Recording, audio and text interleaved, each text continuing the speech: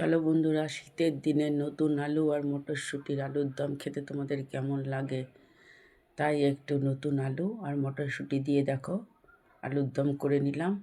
সঙ্গে দেখো গরম গরম পরোটা। হ্যাঁ, লুচি ভালো লাগে, কিন্তু বেশি তেল তো খাওয়া ভালো না, তাই জন্য হালকা তেলে পরোটাই ভেজে নিলাম।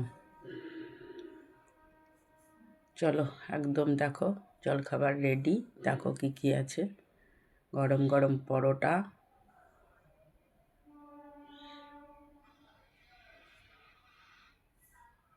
নতুন আলু মটরশুঁটি দিয়ে আলুর দম, আর সঙ্গে একটু মিষ্টি। কেমন হলো বন্ধুরা আজকের জলখাবার? তোমাদের কেমন লাগে প্লিজ জানাবে। টাটা।